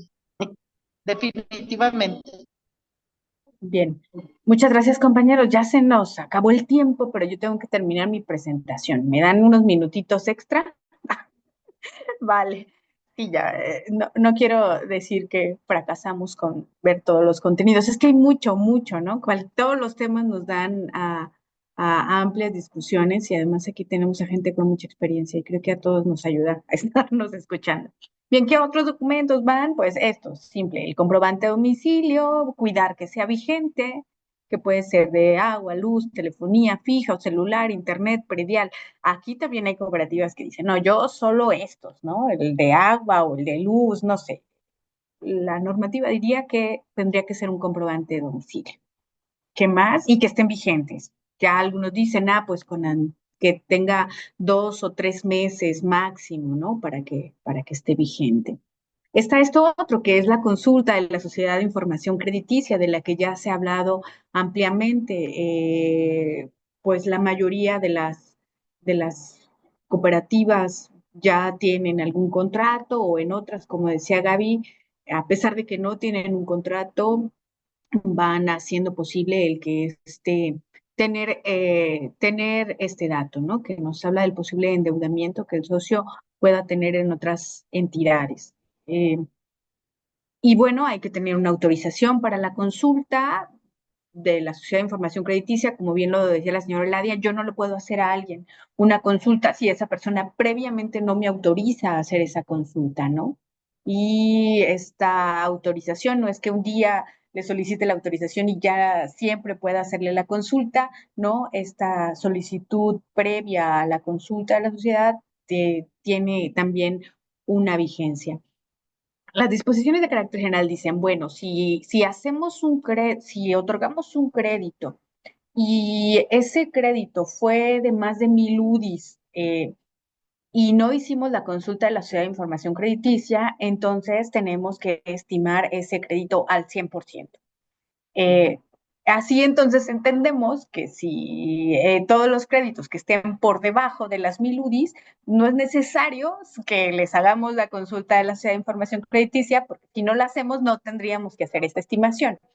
Es como lo que se usa, ¿no? Pero entonces lo que hacen las cooperativas es que si los créditos son por arriba de 1,000 UDIs, hacen esta consulta, pero si son menos de ese monto, usualmente no la hacen, aunque hay cooperativas que hacen consulta en todos los créditos, ¿no? Esto ya sería también un criterio que cada una de las cooperativas utilizaría, o definiría, ¿no? Pero eh, si se dice cómo es importante el ir viendo, ya varios de ustedes lo han dicho, porque es importante saber si llega un socio y acá nos pide y luego cuando vemos el buro nos damos cuenta que tiene endeudamientos muy grandes o vencimientos en un montón de instituciones, vamos a ver cómo eso va a deteriorar la posibilidad de que nos paguen, ¿no? Entonces, por ahí está la consulta de la Sociedad de Información Crediticia, luego las garantías. Lo primero que tenemos es el ahorro, ¿no? Si vamos a tomar el ahorro en garantía, pues debemos de ver que esto quede establecido en nuestra solicitud, establecido en nuestro contrato y establecido en nuestros documentos, donde un determinado monto de esos ahorros va a quedar como garantía del préstamo y no lo va a poder retirar y todo esto, ¿no? ¿Qué otras garantías? Avalúos de los bienes que garanticen el adeudo, pólizas de seguro sobre las garantías en favor de la sociedad, certificados de libertad de gravamen de los bienes garantes, aunque ya aquí los compañeros nos decían, bueno, luego que la gente se va inventando, hay unas formas como esto de los contratos privados con las que luego nos sorprendes, ¿no? ¿Qué más? Reportes de la sociedad sobre la verificación de la existencia, legitimidad, valor y demás características de las garantías. Siempre está este proceso que ya Humberto nos decía, tener nuestros propios mecanismos para validar esta información, visitar las viviendas o conocer estas garantías e irlas validando incluso internamente.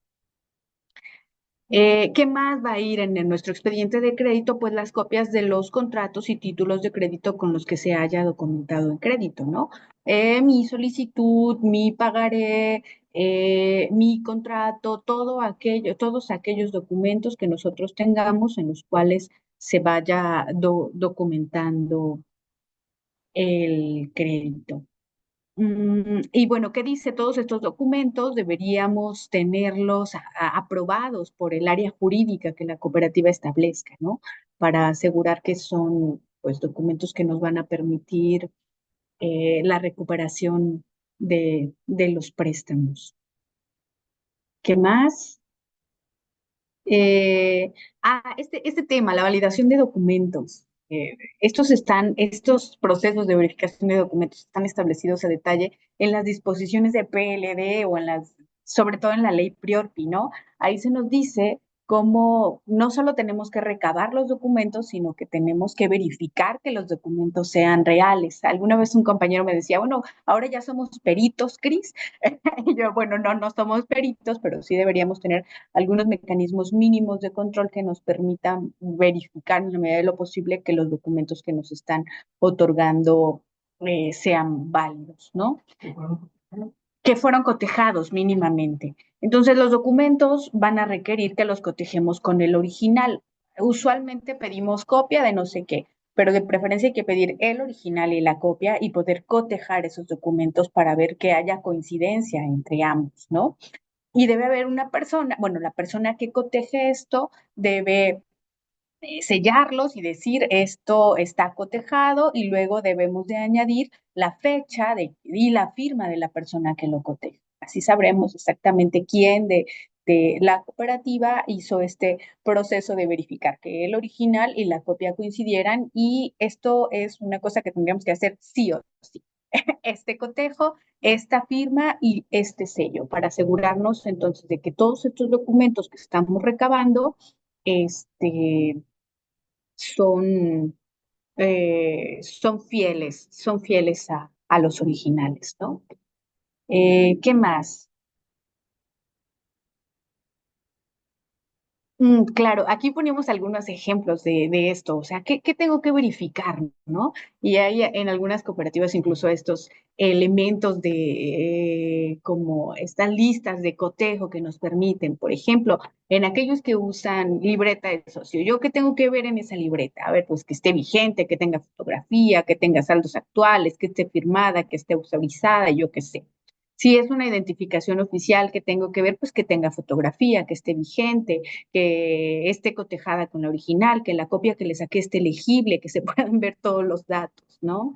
Si es un comprobante de domicilio, ¿qué le tengo que revisar? Y así, bueno, hay algunos criterios que deberíamos tener para ver cada documento y verificar que no estén alterados. Yo ponía aquí como ejemplo esto, eh, por si les puede servir, ahí está en la presentación. Y por último, lo que coloco en la presentación que ya les compartió Armenta es una solicitud, un ejemplo de una solicitud de crédito en donde se recaba toda esta información de la que ya estuvimos hablando, que nos va a servir una vez completa, firmada y anexándole todos los documentos, pues para ahora sí pasar a la siguiente fase del proceso crediticio, que sería lo de el análisis del crédito para entonces determinar si se puede autorizar o no se puede autorizar, ¿no? Sería lo que teníamos preparado para la sesión del día de hoy. Armenta me decía, ojalá que ya pudiéramos terminar con el proceso crediticio, pero apenas si terminamos con la integración del expediente de crédito, ¿no? Lo que sigue en el proceso que les mostraba al inicio es la fase de evaluación y otorgamiento del crédito. Una vez que ya tengo toda esa información aquí, entonces vamos a hablar de los procesos que nosotros tengamos internos o de nuestro score de crédito, ¿no? ¿Cómo hacemos el análisis de toda esta información para determinar si le prestamos o no le prestamos a un socio? Eso seguiría. Y luego, una vez que ya le prestamos a un socio, ¿cómo documentamos ese crédito? ¿Qué documentos vamos generando, no? Solamente los pagarés, vamos haciendo contratos, nuestros contratos de mutuo o qué características tienen, qué otros documentos anexamos. Esto sería lo que continuaría si quisiéramos ir hablando del proceso crediticio.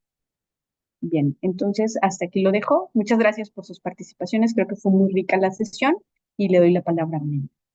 Qué caliente es la tortillita para los nopales. Muchas gracias, Cris. Muy bien, pues básicamente este es como les dice Cris, la primera parte, la primera fase. Espero que sea de su interés y de utilidad. De todos modos, seguimos al pendiente de los documentos, de las solicitudes que ustedes quieran hacernos y en la medida de las posibilidades, bueno, pues pueden contar con ello, ¿no? Voy a dejar en el aire algo para reflexionar y verlo en la próxima semana, que es parte de lo que va a estar viendo y presentando Cris, es hasta dónde nos conviene o si podemos, como cajas populares, como cooperativas de ahorro y préstamo, hacer préstamos prendarios. Eso va a ser algo interesante, algo que va a ser bueno para la reflexión. Parece ser que las prendarias se han convertido en un negocio muy lucrativo y bueno, habría que ver de eso que están haciendo ellos, qué podemos hacer nosotros o nos seguimos enfocando a los préstamos que manejamos. Muy bien, pues con esto cerramos la sesión del día de hoy. Nos pasamos un poquito de tiempo, pero fue muy sustancioso, valió la pena y nos vemos la próxima semana. Muchísimas gracias a todas y todos. Hasta Buen luego, día, gracias. compañeros. Buen día. Muchas gracias, muy interesante la reunión como siempre. Gracias.